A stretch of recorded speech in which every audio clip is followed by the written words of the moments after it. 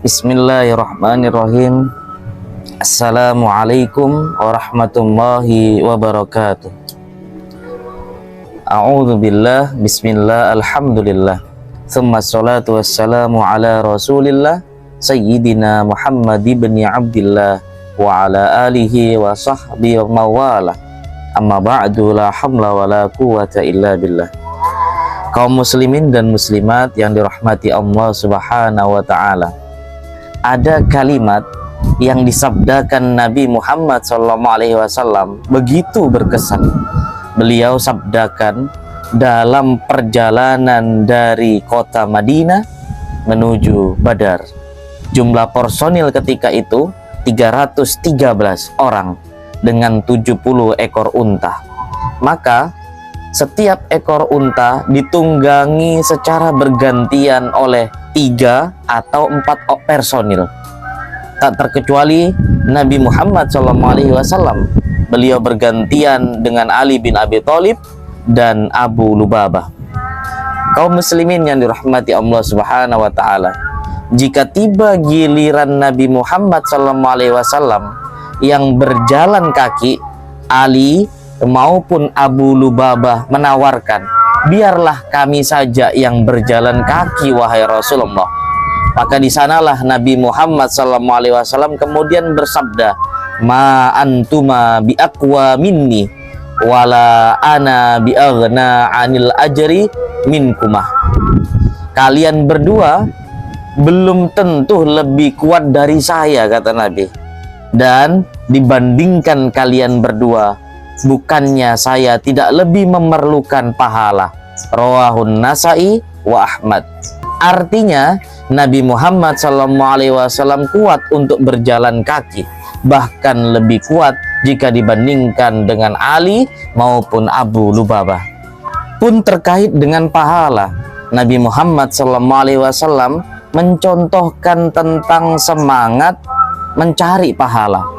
Kalau seorang Rasul saja bersemangat mengharap pahala, mengharap kebaikan di sisi Allah Subhanahu wa taala, lalu bagaimana dengan yang lainnya? Perjalanan ketika itu adalah perjalanan militer, perjalanan yang berpotensi berhadapan pada medan pertempuran.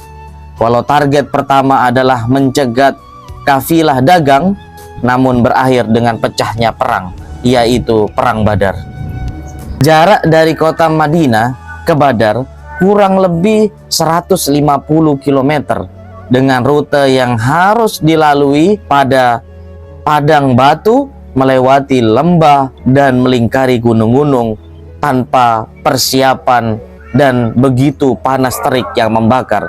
Dengan menyatunya Rasulullah SAW bersama dengan pasukan, ikut merasakan apa yang dirasakan pasukan, turut lelah, turut berkeringat, maka mental pasukan pun terjaga dengan hadirnya Rasulullah di tengah-tengah keberadaan mereka. Berapa usia Nabi kita Muhammad SAW pada saat itu? 55 tahun. Sementara Ali berusia 24 tahun dan Abu Lubabah 44 tahun, kurang lebihnya demikian. Beliau mengajarkan bahwa seorang pemimpin tidak boleh lemah secara fisik dan tidak boleh lemah secara semangat. Bukan kali itu saja Rasulullah SAW menyatu, bahkan di setiap kali momen beliau selalu menyatu dengan para sahabatnya. Masih ingat bagaimana beliau ikut berjibaku membangun Masjid Nabawi? Masih ingatkah kita bagaimana ketika beliau bergabung dengan para sahabatnya menggali parit pada peristiwa perang Khandaq atau perang Ahzab?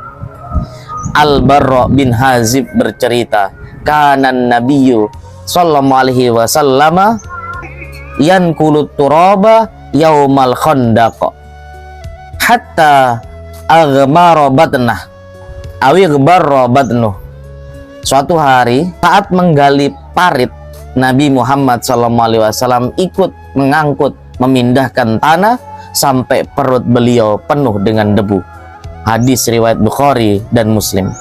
Berapa usia Rasulullah SAW pada peristiwa perang Parit atau perang Khandaq atau perang Ahzab itu? 58 tahun. Luar biasa. Itulah karakter seorang pemimpin. Dan karakter semacam inilah yang harus diajarkan dan dibentuk kepada anak-anak kita, generasi di masa yang akan mendatang menjadi seorang pemimpin. Imam Syafi'i pernah mengatakan, syubbanul yaumi rijalul ghad. Para pemuda hari ini adalah pemimpin di masa yang akan datang. Anak-anak harus dilatih memiliki empati dan simpati.